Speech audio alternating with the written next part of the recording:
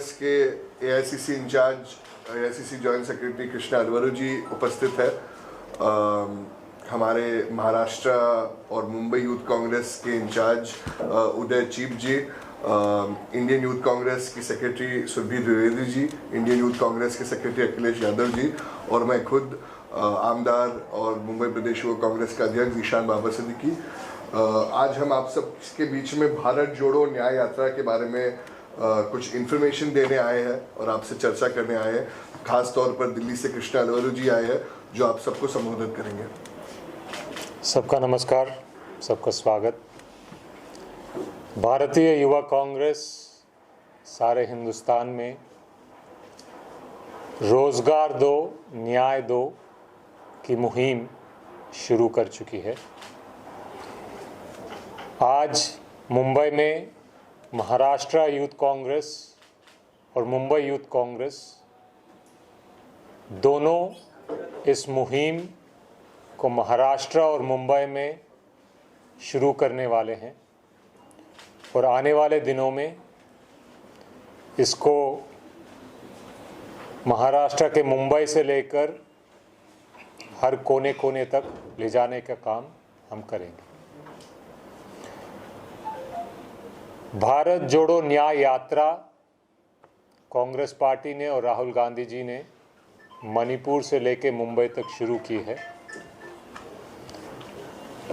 ये देश में हो रहे अलग अलग अन्याय के खिलाफ राहुल गांधी जी और कांग्रेस पार्टी जनता की आवाज़ बनकर जनता के बीच सड़कों पर उतर गई है।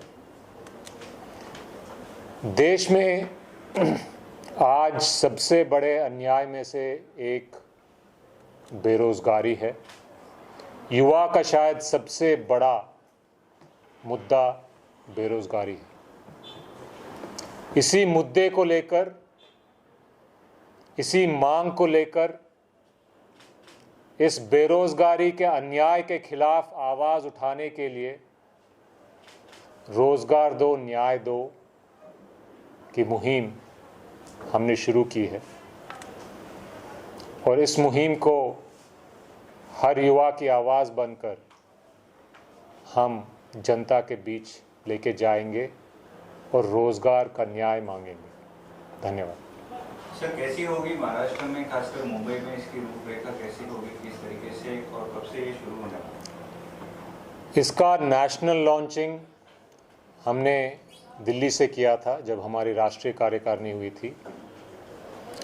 इसके मुख्य 3-4 पहलू हैं और सारे देश में ऐसे चलेगा। महाराष्ट्र में भी ऐसे ही कुछ काम होंगे।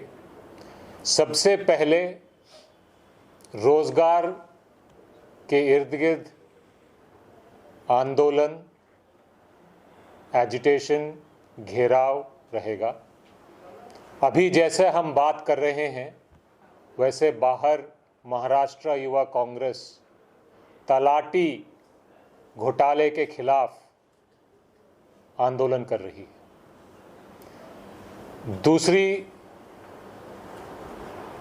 दूसरा जो काम होगा वो ये रहेगा कि जिले स्तर पर, ब्लॉक स्तर पर, लोकल लेवल पर रोजगार दो न्याय दो बाइक रैलीज निकाले जाएंगे। तीसरा जो काम होगा वो रोजगार दो न्याय दो के फॉर्म घर घर जाकर भरवाए जाएंगे और आखिर में अलग अलग स्तर पर रोजगार दो न्याय दो के सम्मेलन होंगे। तो इस कार्यक्रम का ये मोटा मोटा रूपरेखा है। मुंबई में भी, महाराष्ट्र में भी कुणाल राउत और उनकी टीम और ज़ीशान और उनकी टीम ये काम युवाओं के बीच, युवाओं के साथ मजबूती से करेंगे। ये पूरी उम्मीद के साथ आज मुंबई से ये काम शुरू होने वाला है। आपके पीछे ये किस तरीके से है और इससे कि लोग जो जूझ रहे हैं उससे बाहर निकालने के लिए कांग्रेस किस तरीके का कदम उठा रही है? बेरोजगारी जो आज हिंदुस्तान में रिकॉर्ड तोड़ रही है, वो पिछले 10 साल में इतनी क्यों बढ़ी है? इसका एक सबसे बड़ा कारण है कि ये गलत नीति के वजह से बढ़ी है। इससे पहले जब मनमोहन जी की सरकार थी, रोजगार की चीखें आज जिस तरीके से सुनाई देती हैं उस तरीके से नहीं सुनाई देती। तो हम युवाओं को कहना चाहते हैं कि कांग्रेस की सरकार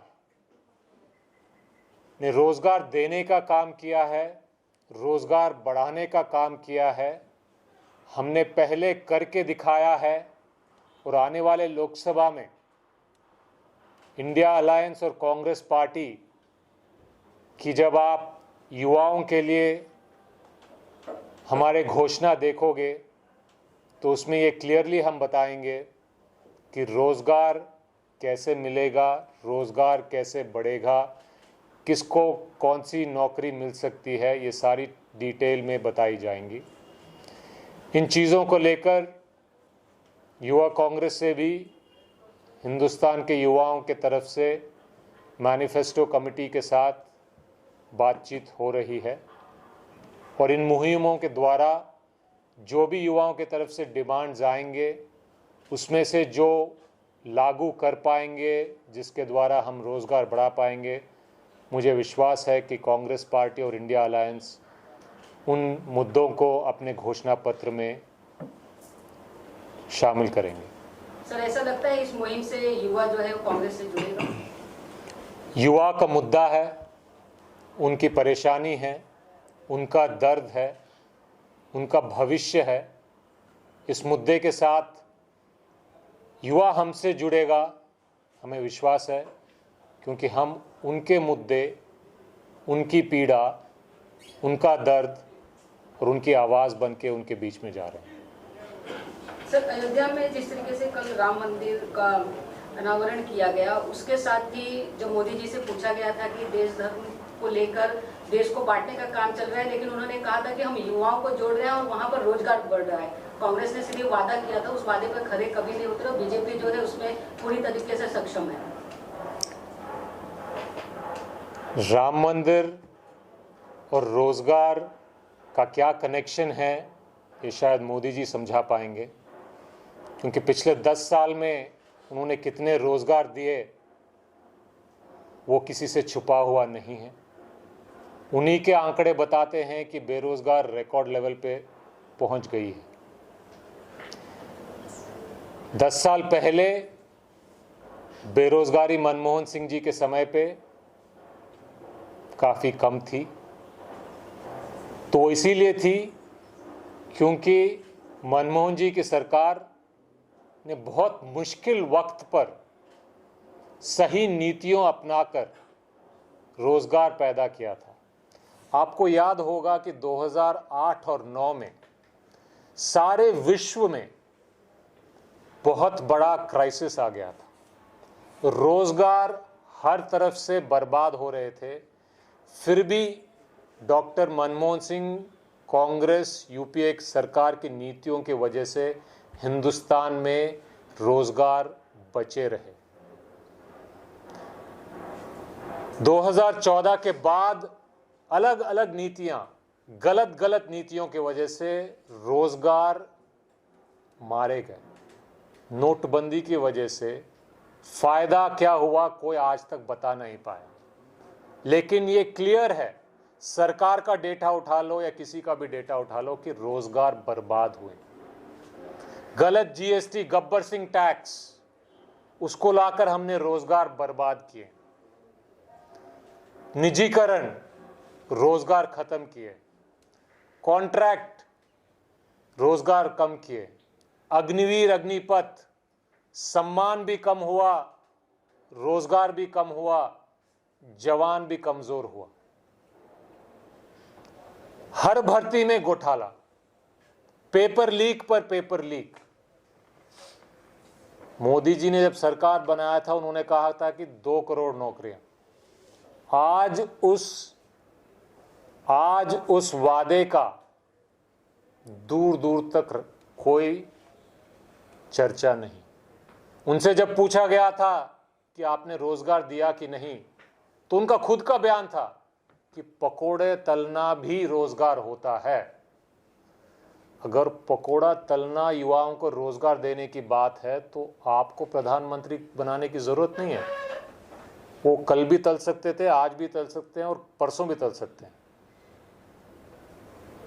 तो रोजगार दीजिए, लोगों को बताइए कि रोजगार दिया है और लोग विश्वास करेंगे, तब हम मानेंगे कि आपने कुछ किया है। इधर उधर के मुद्दों से आप जोड़कर मुद्दा भटकाओगे तो बात नहीं बनेगा। आप रिपोर्ट कार्ड दो ना, सरकार 10 साल से चल रही है आपकी।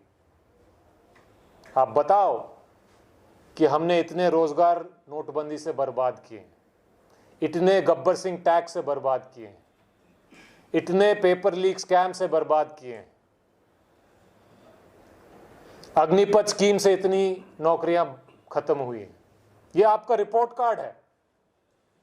आप जनता को बताओ कि हमने 10 साल में ये किया, हमें वोट दो। हिम्मत है तो बताओ। आपके काम है ना, आपके काम पे वोट मांगोगे ना। आप बताओ कि सिलेंडर को 400 से लेकर हमने 1200 कर दिया, वोट दो। आप बताओ कि हमने शिक्षा का निजीकरण करके महंगा कर दिया, हमें वोट दो। आप बताओ कि गरीब बच्चों का स्कॉलरशिप हमने खत्म किया, ये हमारा रिपोर्ट कार्ड है, हमें वोट दो। आप बोलो कि महिला पे अत्याचार करने वालों को हमने बचाया,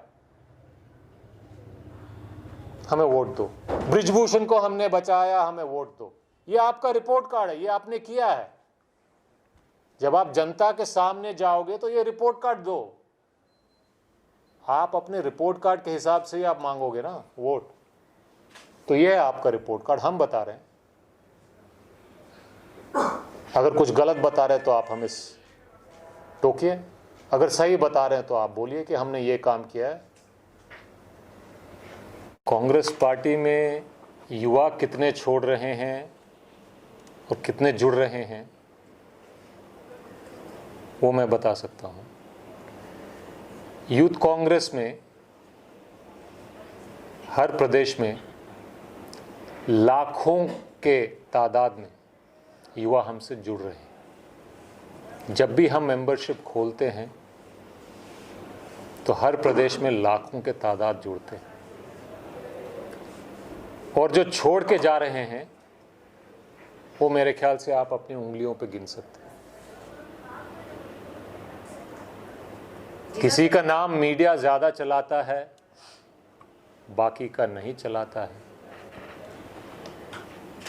लेकिन मैं पिछले कई साल से यूथ कांग्रेस का राष्ट्रीय प्रभारी हूं, और जो मुश्किल समय माना जाता है उसमें भी मैंने प्रदेश के पीछे प्रदेश पे लाखों की मेंबरशिप देखी। तो युवा में कांग्रेस पार्टी के प्रति, युवा कांग्रेस के प्रति उत्साह है।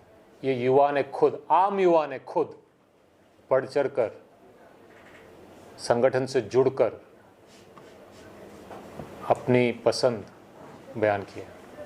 जी सर, आपसे जानना चाहेंगे, कई बार ऐसा देखा गया कि कांग्रेस ने लीडर बनाने के लिए जिस तरीके से बहुत सारे मुहिम निकाले थे, एक लीडर बनाना और फिर उसके बाद कई सारे कंपटीशन किए गए थे, तो उसमें कितने लोग अब तक युवा जुड़े हैं आप लोगों से? देखिए, आज अगर हम भारतीय युवा कांग्रेस की बात करें तो हम सब नीचे के स्तर से ऊपर आए हैं, ग्रास रूट लेवल से ऊपर आए हैं, और काफ़ी प्रतियोगिता आप सबके सामने भी हमने रखी है, जैसे यंग इंडिया बोल हो गए या अलग अलग तरीक़ों से।